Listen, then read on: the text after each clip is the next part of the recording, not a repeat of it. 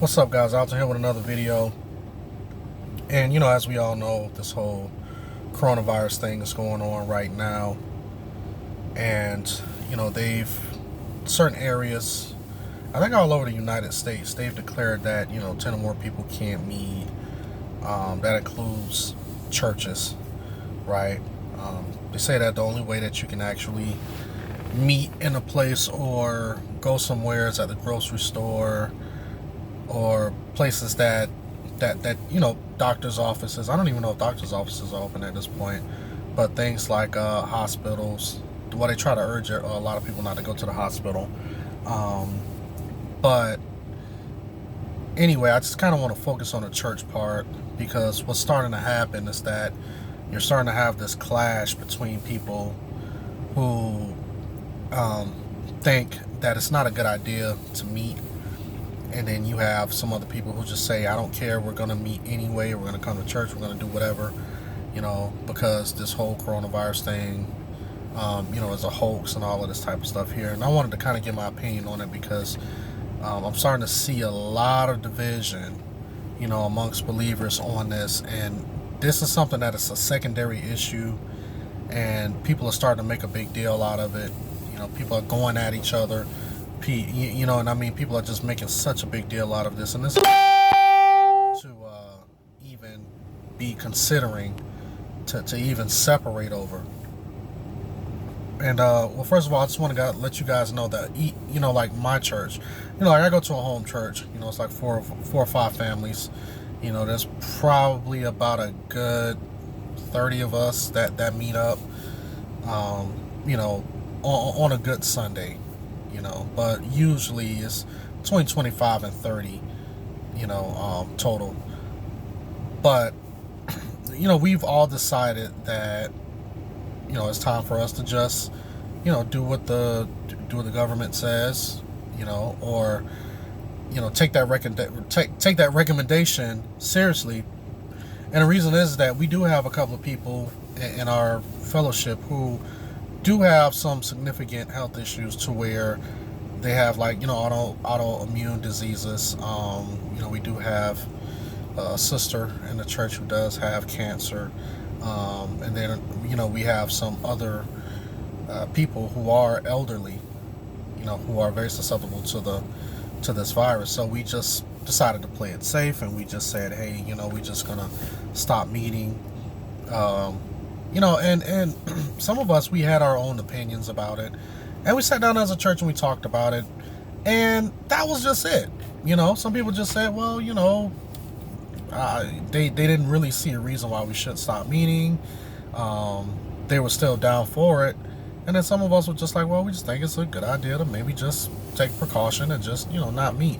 I was just in the middle. I was just like, I don't care whatever you guys do, because I just want this thing to be over, so we can get back to fellowshipping as as quickly as possible. But I do understand for those who do have health issues, who may not have immune systems as strong as ours or as mine, to where we can catch something and we can fight it off in a few days without a whole bunch of medications and doctor visits and stuff like that. But it's not the same for a lot of people.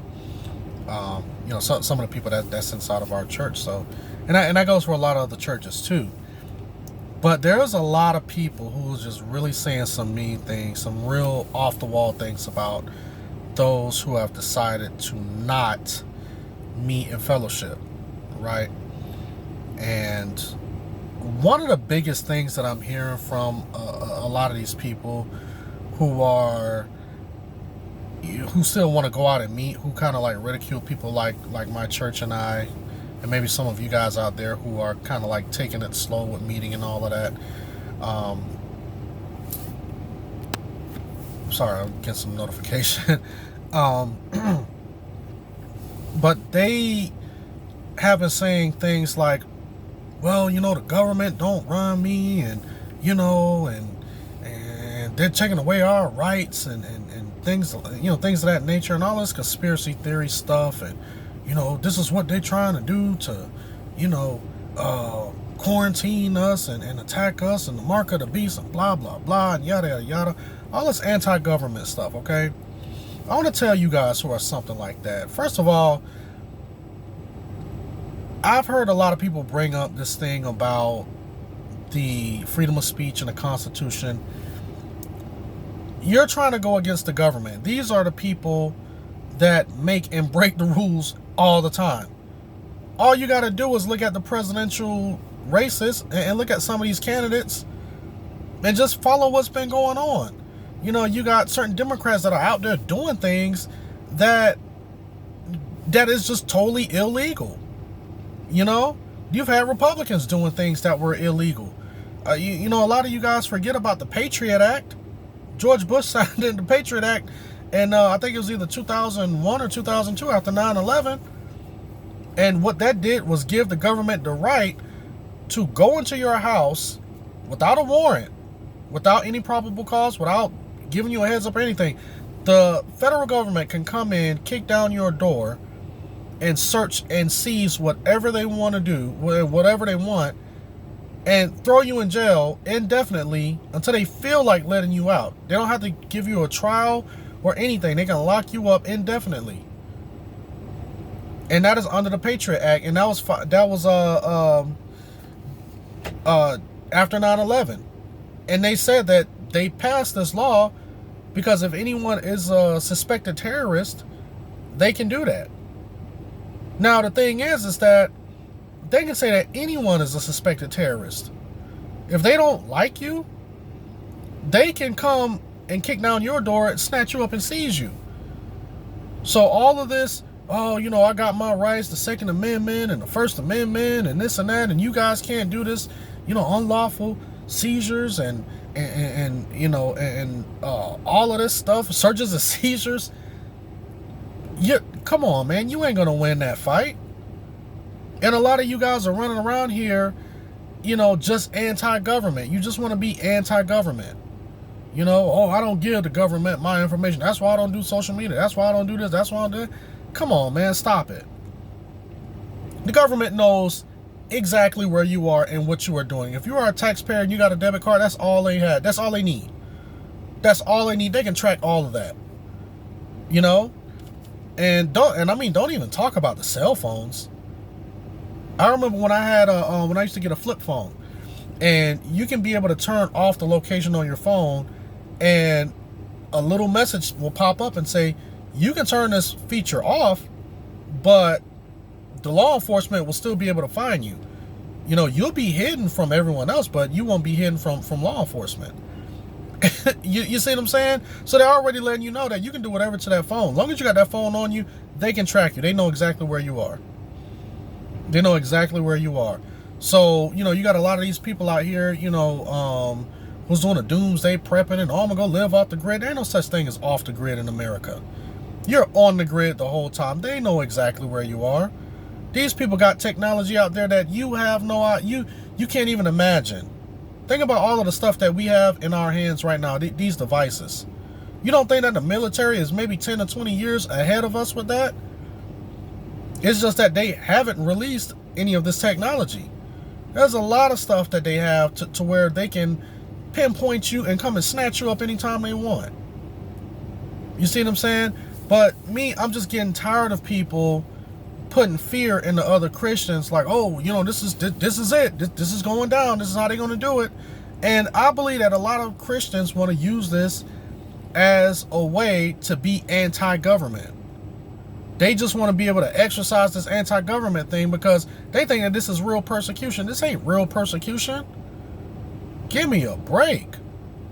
So sitting back ridiculing people because they decided they want to stay home and they want to, you know, take the government's advice and just say, we're just going to stay home and just take their advice because, you know, it is a legitimate threat, you know, of people catching this virus and actually getting sick and, you know, actually dying from it. It can happen. This isn't something permanent. Now, one example that we can use from the Bible is when the Pharisees approached Jesus, you know, and they said, hey, is it lawful or unlawful to pay taxes to Caesar? And what did Jesus say? Jesus said, give me a coin. And he says, whose image is on this coin? And they said, Caesar's. He says, you give to Caesar what is Caesar's, and you give to God what is God's. So if you bear the image of God, you follow you follow what God has commanded you to do. So if your image is after man and after money, then of course you're going to be one of those people who's running around here all scared and thinking that the government is trying to, round us up and all of that stuff. You have to really save this type of energy so when they do start making laws against Christians, when they say that everyone else can meet but Christians can't, because of whatever, like they're doing in China. You can't read this certain Bible unless it's a state-issued Bible. If you read any other Bible besides the state-issued Bible, we can throw you in jail. We can punish you for that. If you go out and you evangelize to people, we can punish you for that. You see what I'm saying? So a lot of you guys, it's like people want to use this opportunity to try to rebel. Like, we're not called to rebel. We're called to honor God in all that we do. So if the government is asking us to not meet, to kind of slow the spread of the virus, which we see a lot of people are getting a virus. So why would you want to be selfish and meet anyway and think that, oh, this is just some big government conspiracy? Maybe it could be. But we are also called to follow authority. We're not called to rebel and to protest against authority. That's not what we do. We don't go out there picket signs, oh, you can't keep us in, and just going out and just rebelling for no reason because you want to feel like that you're persecuted. A lot of you guys, I believe a lot of you who are out there with this mindset and just straight rebel mode, when the real persecution comes, you guys ain't going to be ready. You guys will not be ready. You'll be the first ones to crack and the first ones to fold. But us who understand who we serve and who understand what our calling is, we're going to be okay. We don't have to go out there and, go out there and trying to challenge cops and be like, oh, well, we just going to fill our churches up every Sunday anyway. They don't tell us what to do. We ain't 501c3. And then when the government retaliates, now it's, oh, the church is being persecuted. It's like, no, you're being an idiot. You're being a jerk. So if you're a Christian and you're in this anti-government rebel mode, get out of that. That's really not the spirit of the Lord. It's really not. Look at Christ. Christ was never anti-government. And I would say back then in Rome, or back in Israel when they were under Roman rule, he had plenty of reasons to be anti-government. He could have been anti-government from the way that the Romans was treating the people of Israel. And one of their gripes was that, hey, we are already paying enough taxes, in our own system. And here comes Rome saying that we don't care. We're just going to go ahead and impose another tax upon you. You see what I'm saying? So there was a whole bunch of reasons of why Jesus could have been anti-government, but he wasn't. He wasn't. And we have to follow that model. We have to set the standard. It's not up to us. It's not up to the government. I mean, it's up to us. I'm sorry. But it's not up to the government. It's not up to anyone else. We have to be that light. This is the time where we're supposed to be a light to the world. We're supposed to have the one with the cool heads. We're not supposed to be looking to the Republican Party or the Democratic Party or, Buddhists or Hindus or Muslims or Hebrew Israelites. No, all eyes are on us. People want to see how we are going to combat this. How are we going to respond to this? And our response has to be that of the Lord's. So anyway, guys, that's just this video. Let me know what you guys think in the comment section. Do you think that I'm off? Do you think that I left something out? Do you think that I'm spot on with what I'm saying? That we do have to be a light to the world? Whatever you guys think, leave it in the comment section below. If you like what you've seen, like what you heard, like, rate, share, comment, subscribe, and you guys have a blessed day.